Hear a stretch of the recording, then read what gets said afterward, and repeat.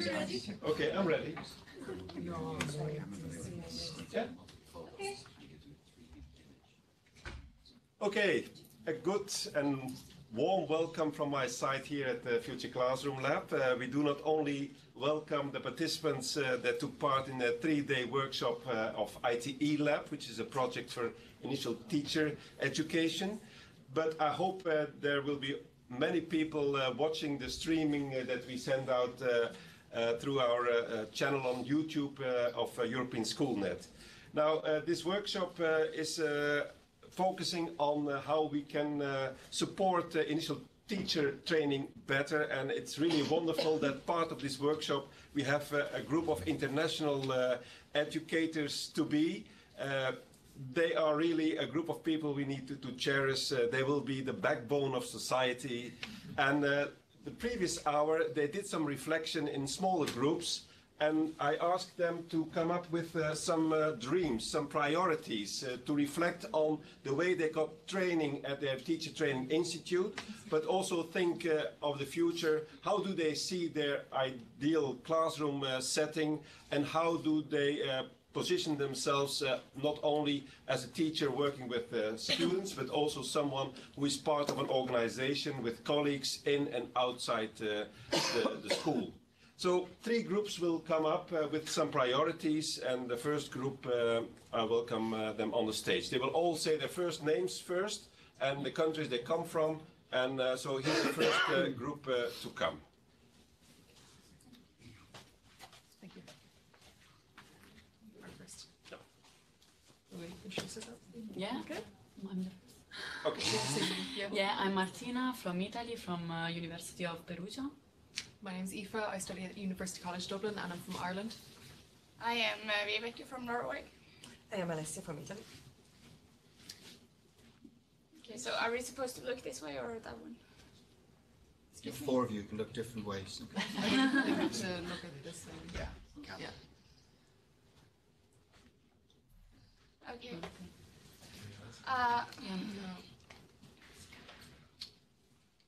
Okay, please go on. Yeah. Yeah, so the first one is the initial teacher training. We need teachers, teacher trainers to practice what they preach. For example, we have a lot of skilled professors and teacher trainers, but not many of them are good at actually teaching. So they give us all these different methods to teach, but we can't really see it happening in the classroom at universities. So we really feel that this could be improved in order to give us better education as student teachers. Cool. So my dreams and ambitions, or we all kind of discussed the importance of active learning in education, how in the 21st century it's so much more different than, let's say, even 20 years ago. Education has changed so much. No longer are children supposed to be in rows looking up directly at the teacher, furiously taking down notes. It's so important to incorporate active learning into your classes to get the children moving, especially movement in the classroom, because the majority of students are kinesthetic learners, so they will learn through the movement of their bodies. So we feel that is absolutely vital to further enhance education. And also peer-to-peer support, that we need to encourage students not only to learn from us as the facilitators of education, but also to encourage them to learn together, to work together in groups, and to learn from each other's mistakes. And yeah. Yeah, then we all agreed that the role of the teacher has changed a lot, and we all recognize that it's no more solitary job. And so we all hope to build some communities, not only with the teacher of our schools, but also with other teachers from all Europe. And we can do like this at this moment, and we hope to build some communities throughout social media, or like Twitter or Facebook, And so we hope to do that also for students and also for teachers that are now working. Thank you. At the end of the three groups, we may have some time to pose some questions, so keep them for the final part of this session. Okay, next group, thank you. We are Francesca, Mirko, Benedetta and Valeria from University of Perugia in Italy and Giuliana from Politecnico of Santarém in Portugal. And we speak about our priorities and ideas about classroom and the teacher. Yeah. The challenge for the 21st century teacher for me and other guys is adapt our methodologies according to the teacher we meet in the classroom, but also to be ready to be flexible and adapt our suggestion to the challenge we meet every day. And also teacher should really get to know the children and should value the cherish each children's diversity. In Italy, we are a methodology that we call laboratorial didactics, la didattica laboratoriale, that starts from the experience to conceptualize them, so take them out the focus of a theme and argument. And we are focused also on the setting, the relationship between children and children, children and teacher, and between teacher and the children parents, because it's more important also the parents. And another aspect is the creative aspect of the activity. Okay. Sorry. Oh, okay. That's okay. Okay, so the profile of a teacher, we think that a teacher is like a gardener, and children are like flowers, because as a teacher, you plant the seed, okay? You plant the seed, and you don't know when it will grow up. Maybe you'll never see when he will grow up. You have to plant it in every condition. It will be rain, snow, sunny. It was hard days, easier days. Maybe you really don't, you'll never see, but you have to plant it, you have to take care of him, and you have to make the best of him. We think that for a teacher it's important that a child, like a gardener with a flower, has to show its wonderful, its beauty to the world. In particular, we think that a child, it could be the best that he could be.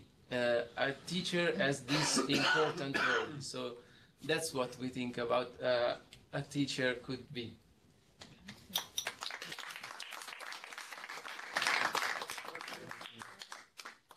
Now we go to the last group.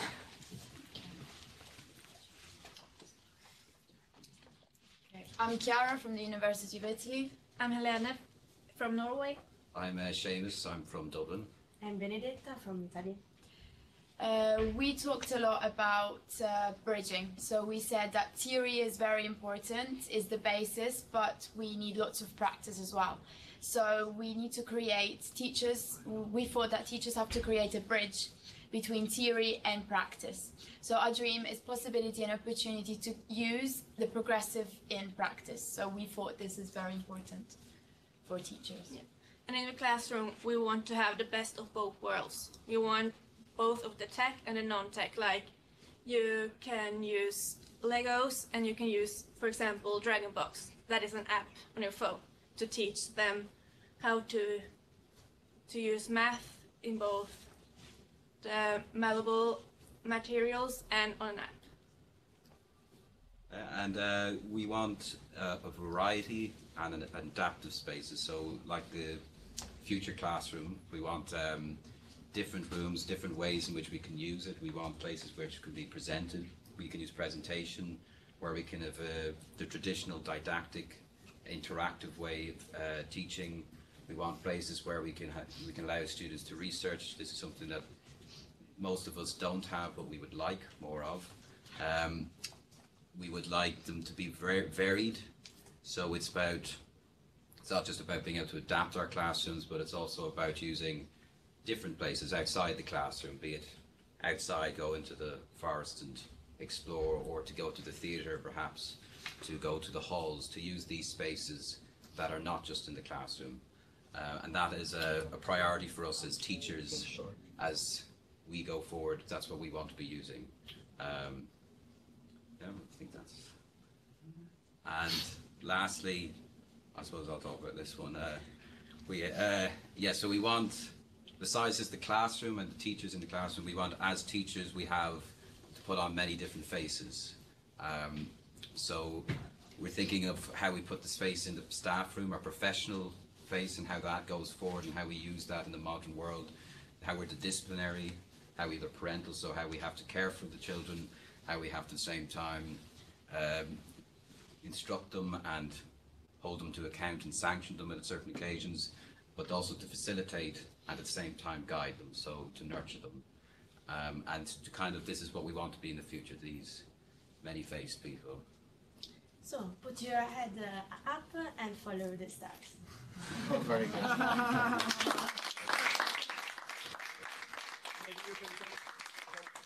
All here at the front. We still have a few minutes time for taking pictures, of course, for this wonderful group. If there's a question, how should we stand? So from the other side? Okay. Good, then we can wave to our thousands of people following us. Bye. Goodbye. Bye-bye. Okay, but then we maybe just look at the audience again, because there may be a few questions coming. Is there anyone who has picked up some of the words that came out of the slides?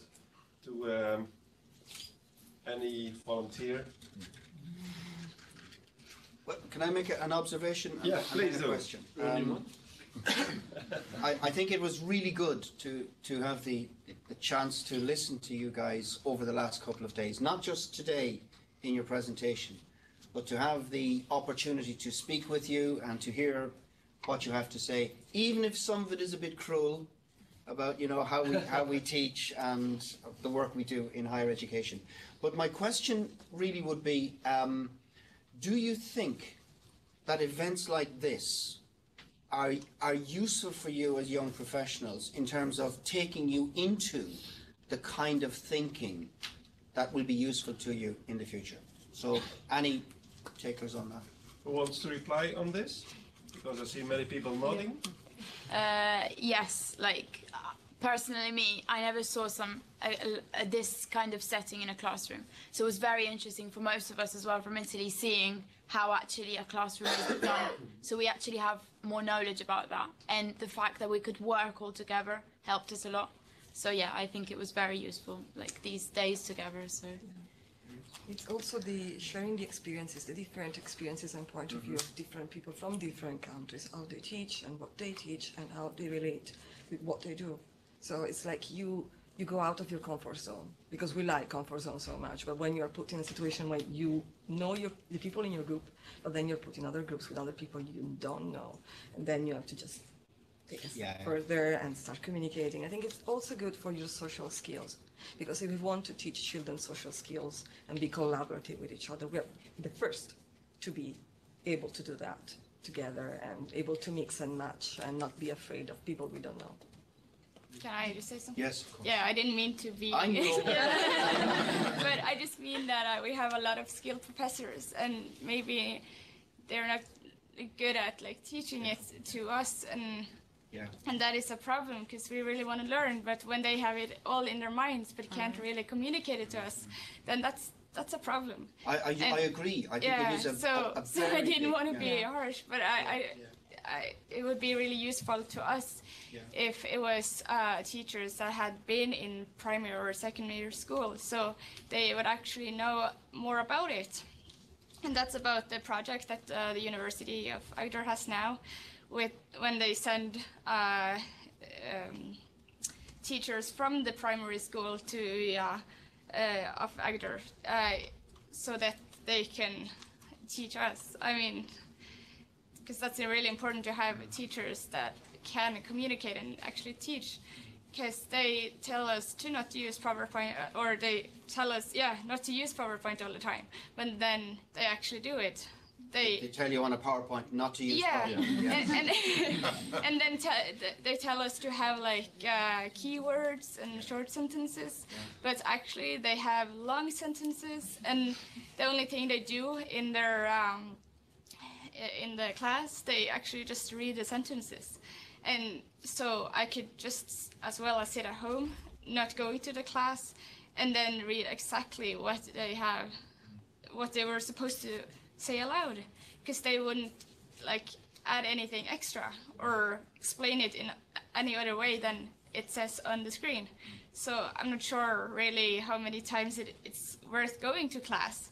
So then maybe a lot of people don't go to class because it's just to read a PowerPoint at home, because they will anyways put it out on the platform.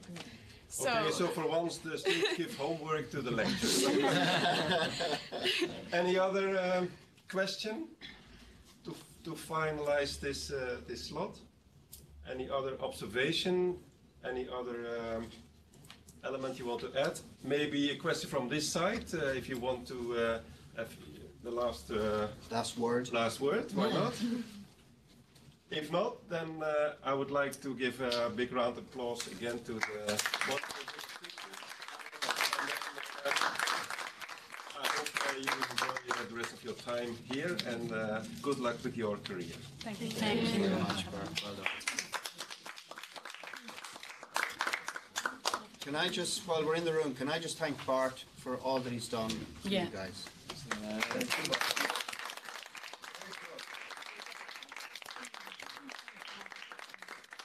It's a wonderful setup and it's used very well. So Dorothy, it's all yours. Yeah. Can we all stand up and have a big photo group? Yeah, but I think we have another speaker on the program, okay, so we will do it afterwards. So who's I give the floor to Dorothy. Whose job can I borrow? Your job? Yeah.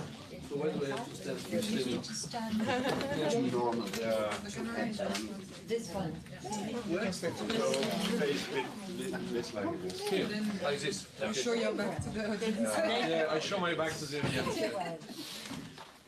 It's okay to show. So I'd like to introduce our Executive Director of European SchoolNet, Mr. Mark Duranda, who's been sitting listening. He's been watching the project with interest as we've worked together, and I found this as the project manager a really excellent example of collaborative project working over the last 3 days together, and getting you very much involved in that and experiencing that. Now Mark, as the Executive Director, has been listening to your feedback, and we'd just like to say a few words now. Mark. Yeah, so I saw you very active over these days. My office was just near there, so I could hear the criticism during the coffee breaks and any comments and so on. So I'm fully aware on what was developed and all the work you did. So I'm very pleased to close this working seminar because that's the first project we are running with Initial Teacher Education Organization. And that's not only a project with Initial Teacher Education Organizations, with future teachers, but that's also a project with industry partners.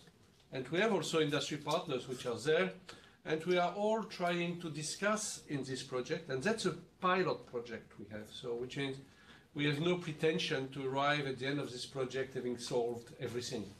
We only try to discover with you how we can progress, how we can improve, how we can develop new ways of developing your training and your curriculum in your university, so you are better prepared to enter into the teacher profession.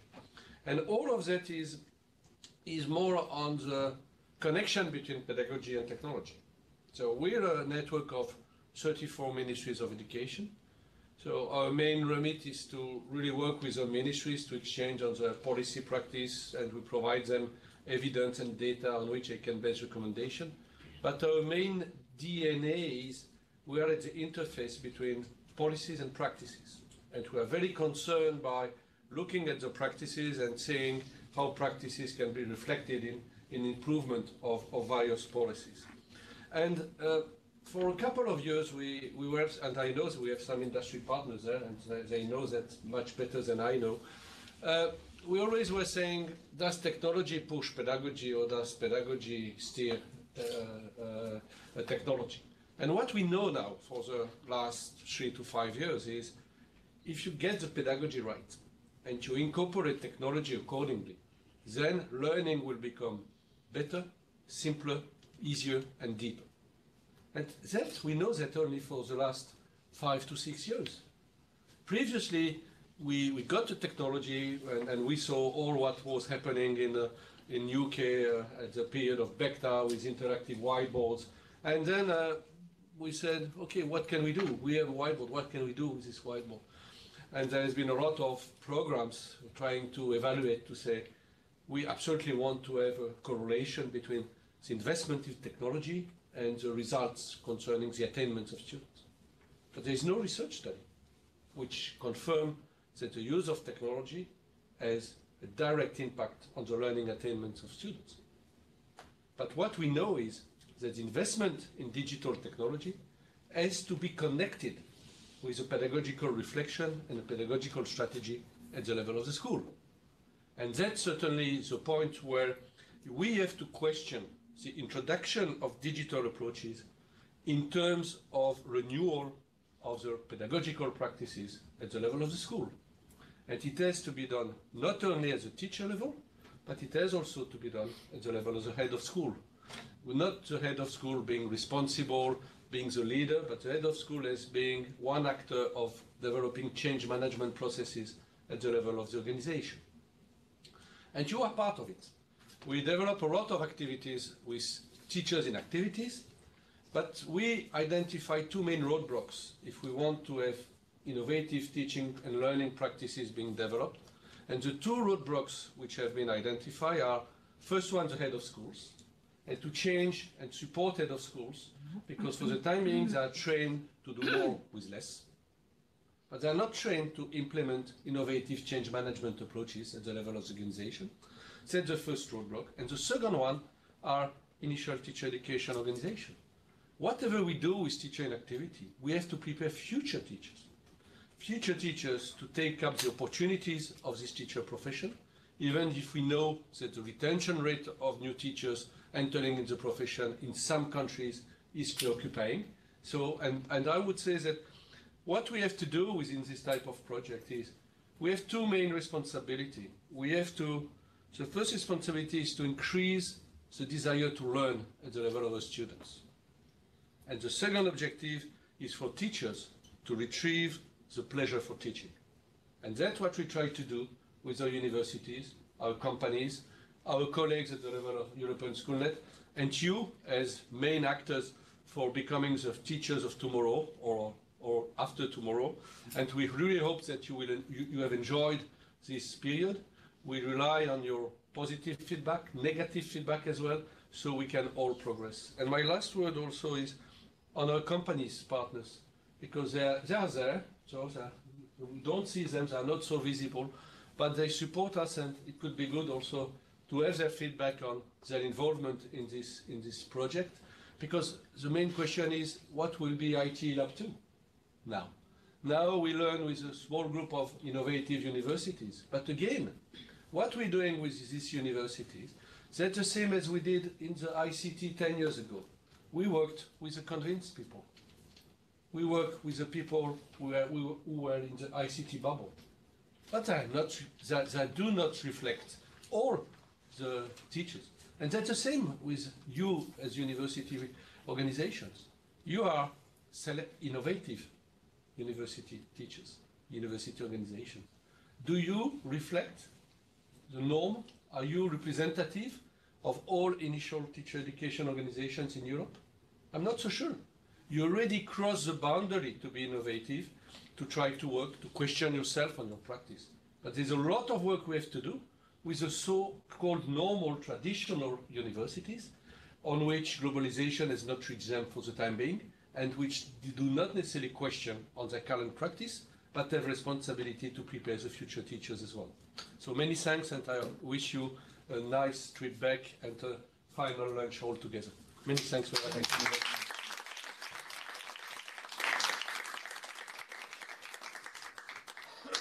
That's the end of it.